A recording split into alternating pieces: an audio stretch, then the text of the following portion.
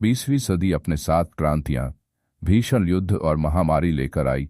दुनिया के कई मुल्क गृह युद्ध से जूझ रहे थे तो कुछ की पड़ोसियों से तनातनी जारी थी। यही तनातनी पहले विश्व युद्ध का कारण बनी। 1914 में ऑस्ट्रिया हंगरी जंग वॉर में तब्दील हो गई। इस युद्ध के 3 साल बाद अमेरिका भी इस जंग में कूद पड़ा। 1 साल के भीतर ही जर्मनी ने हथियार डाल दिए और इस तरह यह विश्व युद्ध खत्म हुआ। लेकिन ये युद्ध जहां दरअसल पहले विश्व युद्ध में यूरोप की ज्यादातर कंपनियां बंद हो गईं, यूरोप की अर्थव्यवस्था लगभग ठप हो गई। यूरोप बर्बाद हो रहा था, लेकिन यही बर्बादी अमेरिका के लिए गोल्डन चांस लेकर आई। अमेरिका ने उन सभी मार्केट्स पर दबदबा बनाना शुरू कर दिया जहां पहले यूरोप की तूती बोला करती थी। इससे अमेरिका की अर्थव्यवस्था मजबूत नहीं बल्कि बहुत मजबूत हुई। इसका गवाह बना अमेरिका का शेयर मार्केट, जो लगातार 44 महीने तक बुलंदियां छूता रहा। अमेरिका आगे बढ़ रहा था तो एक बार फिर दुनिया विश्व युद्ध की ओर बढ़ रही थी। ऐसे में अमेरिका ने अपने उस हथियार का इस्तेमाल किया जिसे दुनिया डॉलर कहती है। पहले दुनिया के मुल्क कारोबार करने के लिए करेंसी के बजाय गोल्ड पर भरोसा करते थे। वैश्विक आर्थिक संकट के बीच अमेरिका के न्यू हैम्पशायर शहर में 1944 में 44 देशों का सम्मेलन हुआ। इस सम्मेलन में 2 बड़े फैसले हुए। पहला ब्रेटन वुड्स समझौता, दूसरा वर्ल्ड बैंक और अंतर्राष्ट्रीय मुद्रा कोष का बनना।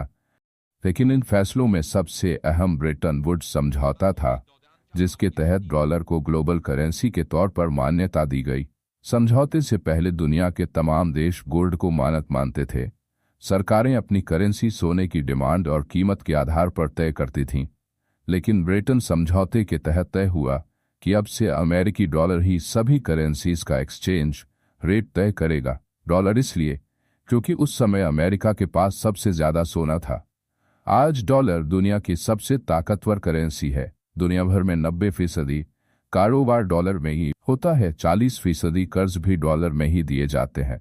दूसरे विश्व युद्ध के समय अमेरिका ने अपनी जीडीपी का 40% सिर्फ रक्षा क्षेत्र पर लगाया।